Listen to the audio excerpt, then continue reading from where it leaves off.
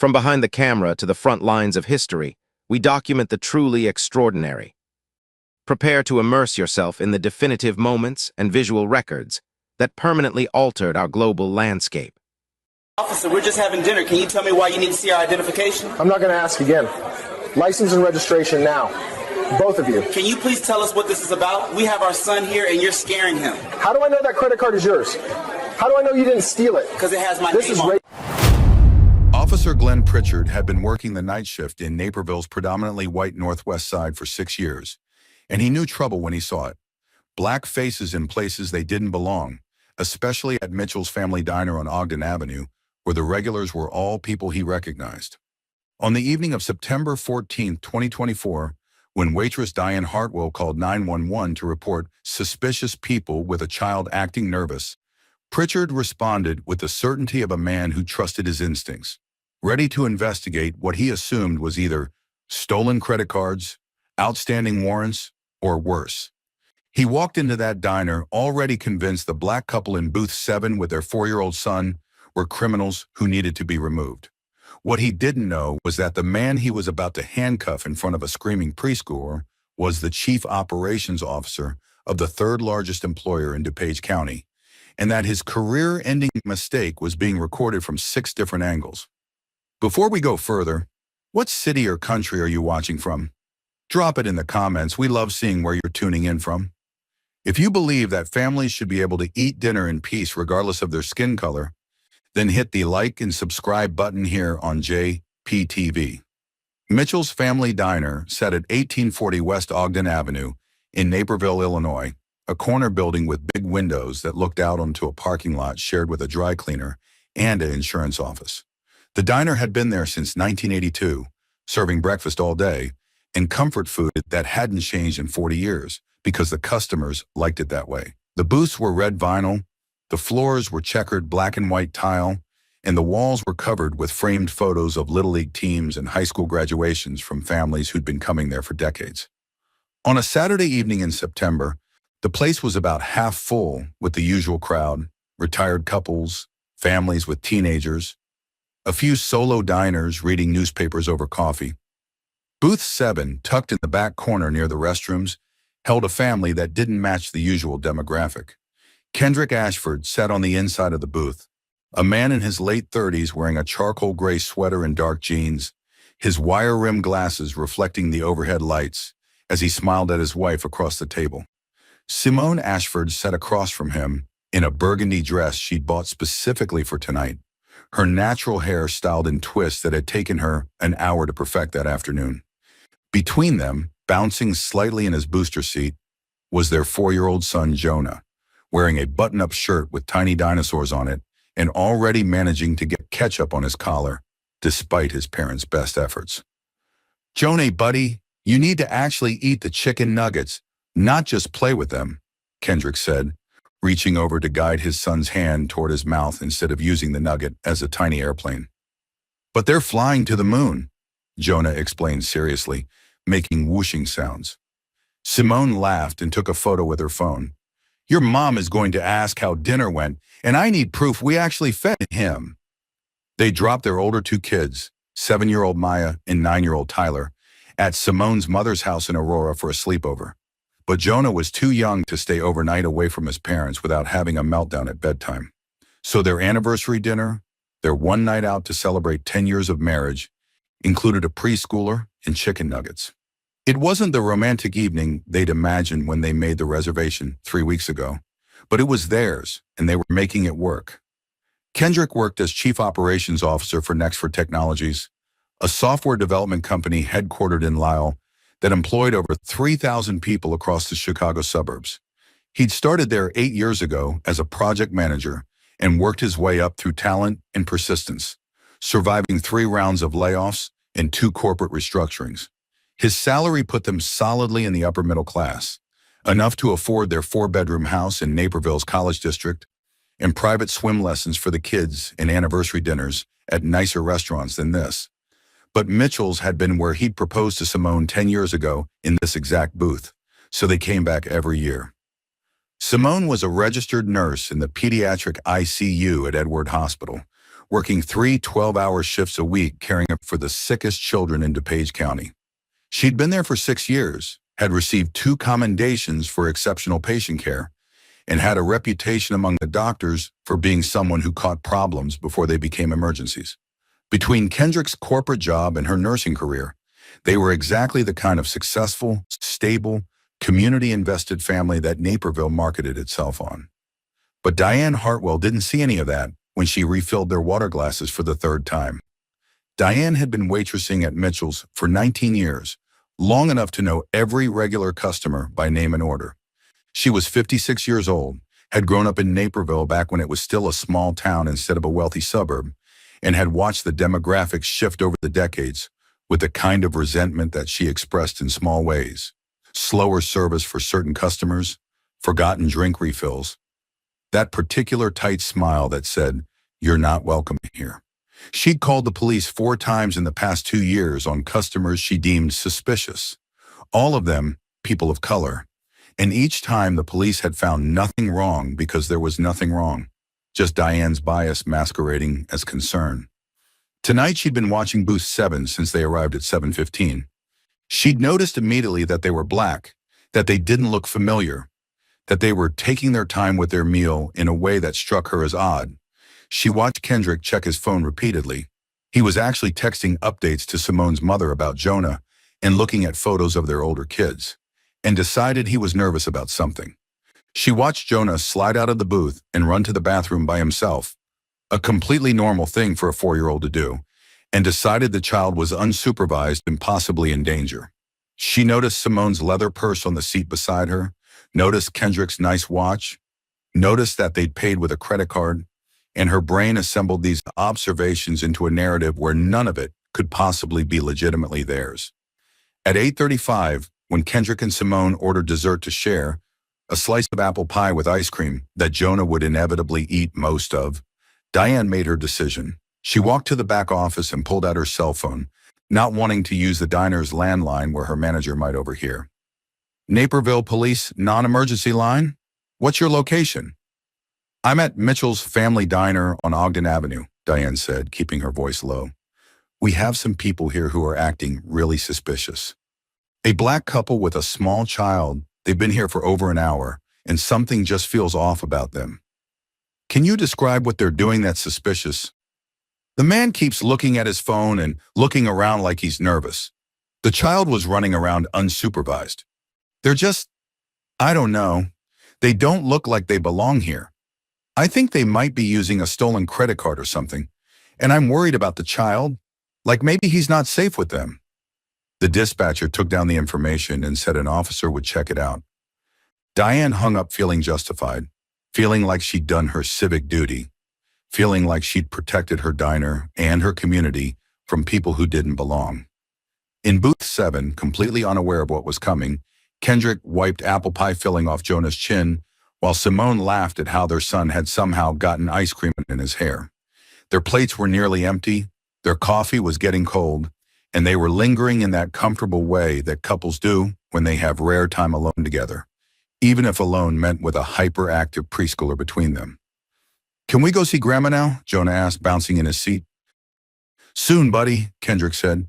"Let Dad finish his coffee first." "But I miss Tyler and Maya." "You saw them 3 hours ago," Simone pointed out, but she was smiling. That's when the police car pulled into the parking lot, lights off but visible through the big front windows. Kendrick noticed it first because he'd been trained by experience to always notice where the cops were, and he felt that familiar tightening in his chest that came from knowing that police presence near him was rarely coincidental. But he pushed the feeling down, told himself he was being paranoid, went back to his coffee. Officer Glenn Pritchard stepped out of his patrol car and adjusted his belt, settling the weight of his equipment, gun, taser, baton, radio, handcuffs, before heading toward the diner's entrance. He was 34 years old, built like someone who spent more time at the gym than he probably needed to, with the kind of military short haircut that he'd kept long after his 2 years in the Army National Guard. He'd grown up in Wheaton, a neighboring suburb just as white and just as wealthy as Naperville, in a household where his father was a small business owner who complained constantly about regulations and taxes and people who wanted handouts. Pritchard had been with the Naperville Police Department for 6 years, all of them uneventful in the way suburban policing tends to be. Noise complaints, traffic stops, welfare checks, the occasional domestic disturbance. His personnel files showed he was reliable, showed up on time, followed procedures. It also showed 3 complaints for racial profiling and traffic stops, all of them dismissed after cursory review, because the department preferred to believe their officers over the complaints of people who'd been pulled over. Pritchard had learned early that he could act on his suspicions about people of color with minimal consequences, that his instincts were trusted even when they were really just bias in uniform. He walked into Mitchell's family diner and scanned the room, his eyes moving past the white families and the elderly couples and landing immediately on booth 7. There they were, exactly as Diane had described, exactly as he'd expected. A black couple with a child, looking comfortable, looking like they belonged, which to Pritchard's mind was the most suspicious thing of all. Diane caught his eye from behind the counter and gave him a small nod toward booth 7, confirming which customers had triggered her call. Pritchard approached the booth with his hand resting casually on his belt near his weapon, close enough that he could draw it quickly if needed, which was ridiculous because he was approaching a family eating pie, but his training and his bias told him to be ready for anything. "Evening, folks," Pritchard said, his voice flat and official. "Can I see some identification from both of you?" Kendrick looked up from his coffee, his expression shifting instantly from relaxed to guarded. Simone's hand moved protectively to rest on Jonah's shoulder. Their son looked up at the police officer with wide, curious eyes, still holding a spoon with melting ice cream on it. "Officer, is there a problem?" Kendrick asked, keeping his voice calm and even. "I asked for identification," Pritchard repeated, not answering the question. "License or ID, both of you right now." Kendrick kept his hands visible on the table, years of experience teaching him that sudden movements around cops could get you hurt or killed. "Officer, we're just having dinner. Can you tell me why you need to see our identification?" "I'm not going to ask again," Pritchard said, his voice getting harder. "License and registration now, both of you." Simone reached slowly for her purse, moving carefully so the officer could see everything she was doing. "My wallet is in my purse. I'm reaching for it now." She pulled out her driver's license and handed it over, her hands shaking slightly. Kendrick pulled his wallet from his back pocket and gave Pritchard his license. "Can you please tell us what this is about? We have our son here and you're scaring him." Jonah had stopped eating his ice cream and was looking up at the police officer with wide, confused eyes. "Mommy, why is the policeman here?" "It's okay, baby," Simone said quietly, but her voice was tight with worry. Pritchard took both licenses and stepped back from the booth, looking at them closely, like he expected them to be fake. "Stay right there. Don't move." He walked over to where Diane was standing behind the counter and spoke to her in a low voice, but Kendrick could still hear some of it. "These the ones?" Pritchard asked. "Yes, that's them," Diane said, nodding. "They've been here over an hour. Something's not right about them." Pritchard keyed his radio. "Dispatch, run a wants and warrants check on Kendrick James Ashford. Date of birth." He read off the information from the license, then did the same for Simone. While he waited for the results, he walked back to booth 7 and stared at them like he was trying to catch them doing something wrong. Other diners were starting to notice it now. An elderly couple 2 booths over was watching with concern. A family with teenagers near the front had their phones out, and at least 2 of them were recording. The whole restaurant had gone quieter, conversations dying down as people realized something was happening. "Officer, we paid for our meal with a credit card," Kendrick said, trying to keep his voice steady. "The receipt is right here on the table. We made a reservation. We're celebrating our wedding anniversary. There's no crime being committed here." "How do I know that credit card is yours?" Pritchard shot back. "How do I know you didn't steal it?" "Because it has my name on it," Kendrick said, and now there was an edge in his voice despite his efforts to stay calm. "This is racial profiling. You have no reasonable suspicion to detain us. We're sitting here eating dinner with our 4-year-old son." "Don't tell me how to do my job," Pritchard snapped. His radio crackled and dispatch came back with the results. No warrants, no criminal history, both licenses valid and current. Pritchard's face tightened because he'd been hoping to find something, anything, that would justify what he was doing. He changed tactics. "What's your immigration status?" Simone's head jerked up. "Excuse me? Are you in this country legally? I need to see proof of citizenship from both of you." "We're American citizens," Kendrick said, his voice rising now despite himself. "We were both born in Illinois. Our son was born at Edward Hospital 3 miles from here. You have our driver's licenses. What more do you want?" "I want to see birth certificates or passports proving you're citizens," Pritchard said, "and I want to see proof that this child belongs to you. How do I know you're his parents?" Jonah started to cry, not loud sobbing yet, just quiet, scared tears running down his face because the police officer was yelling and his parents were upset and he didn't understand what was happening. "Daddy, I want to go home." "We're going home soon, buddy," Kendrick said, but his jaw was clenched so tight it hurt. "Stand up, both of you," Pritchard ordered. "You're being detained for investigation." "Investigation of what?" Simone demanded, her voice shaking with anger now. "We haven't done anything wrong. You can't just detain us for eating dinner." "Stand up now or I'll charge you with obstruction," Pritchard said, and his hand moved to his handcuffs.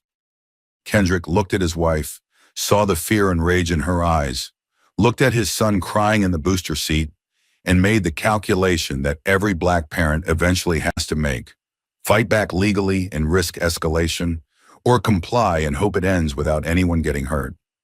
"Simone, we need to do what he says," Kendrick said quietly, "for Jonah."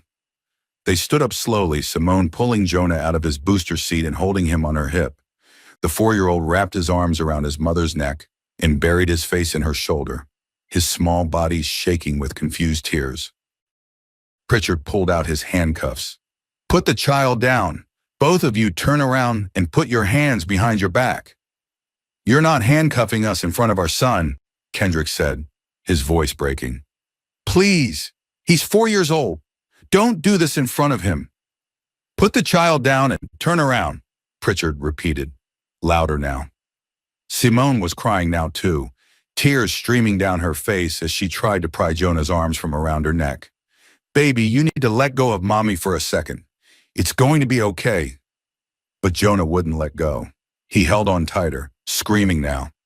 "No, don't take mommy! Daddy, help!" The entire diner was watching. At least 5 people were recording on their phones.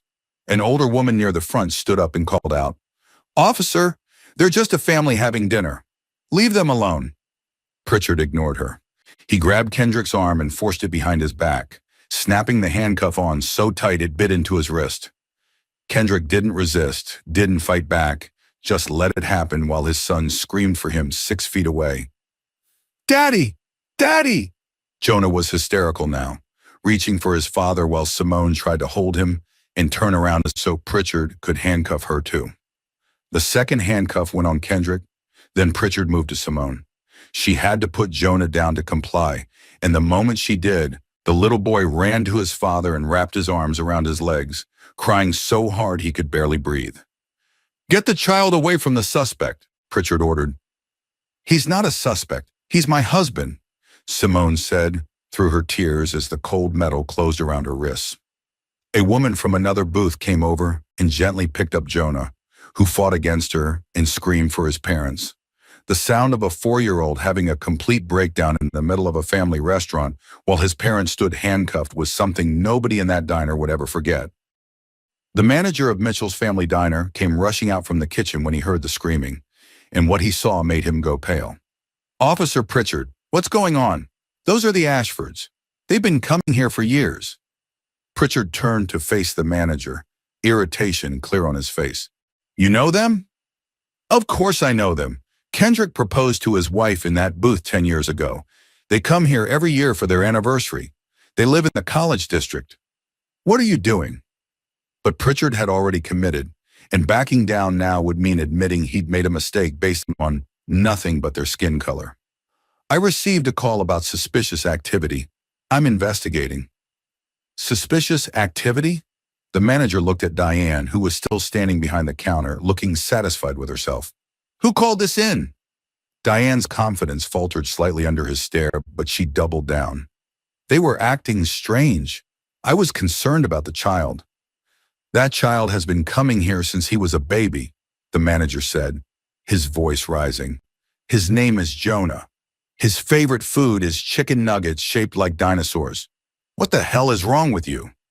Other diners started speaking up then. An elderly man stood and pulled out his phone. I have video of this whole thing. That officer walked in here and immediately targeted them for no reason. They were just sitting there eating pie. A woman near the window called out, I go to church with Simone. She works at Edward Hospital. She's a pediatric ICU nurse. This is insane. Another voice from the back. Kendrick is COO at Nexford Technologies. My husband works for him. This is racial profiling, officer. Pritchard's face was turning red now, but he pushed forward. I need to verify their identities and their relationship to the child. Where's his birth certificate? It's at home, Kendrick said through gritted teeth, his voice strained with the effort of staying calm while his wrists were cuffed too tight and his son screamed 10 feet away. His name is Jonah Marcus Ashford. He was born at Edward Hospital on March 12, 2020. I'm his father. She's his mother. We have 2 other children at home. This is our family. The manager pulled out his own phone and made a call, putting it on the speaker. Sarah, it's Jim from the diner. I need you to look something up for me quick. A woman's voice came through. Sure, what do you need? You still have access to the hospital employee directory? Can you look up Simone Ashford, pediatric ICU? There was typing then. Yeah, she's here. RN in PEDS ICU. Been there 6 years. Employee photo matches a black woman, early 30s. Says her emergency contact is Kendrick Ashford, husband. Why? Because a cop just handcuffed her and her husband in my diner in front of their 4-year-old son for the crime of eating dinner while black. The silence on the other end of the phone was heavy. Then, Jesus Christ, Jim. The manager looked at Pritchard. You want to verify who Kendrick works for? I can call Nexford right now. The CEO eats here twice a week. I have her personal cell number. Pritchard's hand moved to his radio, but before he could say anything, his dispatcher came back with more information.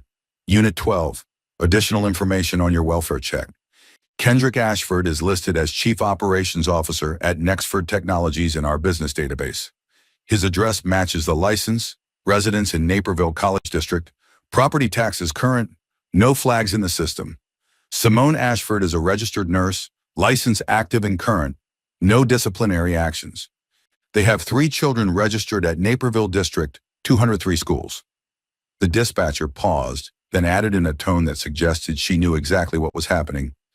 Advise if you need supervisor response to your location. Pritchard stood there with 2 handcuffed parents and a screaming preschooler and a diner full of witnesses recording everything, and reality started to sink in.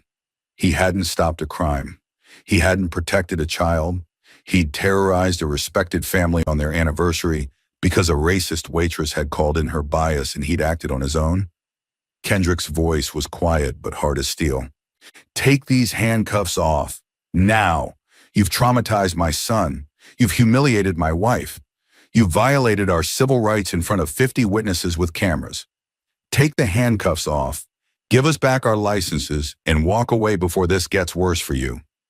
Pritchard's hands shook slightly as he reached for his keys. The handcuffs came off Simone first, then Kendrick. The moment Kendrick's hands were free, Jonah broke away from the woman holding him and ran to his father, who scooped him up and held him tight while the 4-year-old sobbed into his shoulder. It's okay, buddy. Daddy's okay. We're okay, Kendrick whispered, but his son just cried harder. Diane tried to slip toward the back exit, but the manager blocked her path. Don't even think about leaving. You're fired. Clean out your locker and get out of my restaurant. Pritchard handed back their licenses without a word, his face ashen as he realized how many phones were pointed at him, how many videos would be online within the hour, how badly he'd just destroyed his own career. The videos went viral before the Ashford family even made it home that night. 6 different angles of Officer Glenn Pritchard handcuffing a black couple in a family diner, while their 4-year-old son screamed for them, all posted to social media within 20 minutes of the incident. By midnight, the footage had been viewed over 2 million times. By morning, it was on every major news network with headlines like, "Family detained during anniversary dinner," and "Racist 911 call leads to traumatic arrest." The Naperville Police Department issued a statement within 12 hours, calling the incident regrettable and promising a full investigation. But the damage was already done. The videos showed everything. Pritchard demanding identification with no probable cause, the accusations of theft and illegal immigration, the handcuffs going on while Jonah screamed, the moment captured on multiple cameras when Kendrick begged the officer not to do this in front of his son, and Pritchard did it anyway. Kendrick and Simone took Jonah to a child psychologist 2 days after the incident because he wouldn't sleep, wouldn't eat, and had started having panic attacks whenever he saw anyone in uniform, including the mailman. The psychologist diagnosed acute childhood trauma and PTSD, explaining that watching your parents arrested and restrained at age 4 creates deep psychological damage that can take years of therapy to address. Jonah stopped going to preschool because he couldn't separate from his parents without having a breakdown. He wet the bed every night. He woke up screaming from nightmares about police taking his mommy and daddy away. The lawsuit came fast and comprehensive. The Ashfords sued Officer Pritchard, the Naperville Police Department, and Mitchell's Family Diner for false arrest, racial profiling, intentional infliction of emotional distress, and violation of their civil rights. The case against Diane Hartwell was separate but equally damaging, charging her with filing a false police report motivated by racial bias and contributing to the severe psychological harm of a minor child. The discovery process revealed everything. Diane's history of calling police on customers of color, 4 separate incidents in 2 years, none of which resulted in any criminal activity being found. Officer Pritchard's personnel file showing 3 prior complaints of racial profiling in traffic stops, all dismissed without serious investigation. His arrest statistics showing he was 3 times more likely to stop and question people of color than white residents, despite the neighborhood demographics. The 911 call itself was played in court, Diane's voice clearly stating she was suspicious because they didn't look like they belonged and were acting nervous when security footage showed a family calmly eating dinner. Expert witnesses testified about the trauma inflicted on Jonah. Child psychologists explained how witnessing parental arrest at his developmental stage would affect his sense of safety and attachment for years, possibly his entire life. The courtroom watched the videos again, watched a 4-year-old child have a complete psychological breakdown while his parents stood helpless in handcuffs, and several jurors were visibly crying. The jury deliberated for 3 hours. They found Officer Pritchard guilty of false arrest, deprivation of civil rights under color of law, and infliction of emotional distress on a minor. The judge sentenced him to 2 years in county jail and permanent termination from law enforcement. His conviction meant he could never work as a police officer anywhere in the United States again. Diane Hartwell was convicted of filing a false police report and fined $10,000, though the real punishment was that her name and face were now nationally known as the racist waitress who traumatized a child. She couldn't find work anywhere in the service industry after that. The civil settlements were substantial. The city of Naperville paid the Ashford family $1.8 million. Mitchell's Family Diner's corporate ownership paid an additional $400,000 in a separate settlement to avoid prolonged litigation and the continued public relations disaster. But money couldn't fix what was broken. Jonah was in therapy twice a week and still couldn't handle being around police officers. At age 5, he had anxiety attacks in the grocery store if he saw security guards. He couldn't watch cartoons with police characters without getting upset. His childhood innocence about authority and safety was gone, replaced with a fear that therapy could manage but not erase. Kendrick and Simone stopped going to restaurants as a family. The sight of their son having a panic attack in a Chili's 6 months after the incident because a police officer walked in for takeout was more than they could handle. They couldn't celebrate their anniversary anymore without remembering what happened. The booth where Kendrick had proposed, where they'd returned every year with joy, was now the site of their family's worst trauma. The Naperville Police Department implemented new policies: mandatory bias training, body cameras required at all times, immediate supervisor notification for any detention of families with children, a civilian review board to investigate profiling complaints. The police chief gave a public apology to the Ashford family that felt hollow because it couldn't undo the damage. 2 years later, Jonah was 7 years old and still in therapy. He was better than he'd been, could function in school, could go out in public without constant panic. But he'd never be the carefree 4-year-old he was before that night. He'd learned too early what his parents had tried to protect him from, that being black in America meant being seen as suspicious, that police could hurt your family for no reason, that your father's executive position and your mother's nursing career couldn't protect you from racism. The legal victory was complete. Pritchard was in jail. Diane Hartwell was unemployable. The family got justice and compensation and policy reforms. But none of it could give Jonah back his childhood, couldn't erase the memory of watching his parents handcuffed while he screamed for them, couldn't restore the sense of safety that was stolen from him in a diner booth over apple pie and ice cream. When a 911 call is based on bias instead of facts, innocent families pay the price. Share this story if you believe racism disguised as concern is still racism. Hit subscribe on JPTV for more stories where accountability actually happened. Drop a comment. How do we protect families from this? See you in the next one. In a fast-paced world full of endless information, every authentic record forms a crucial narrative.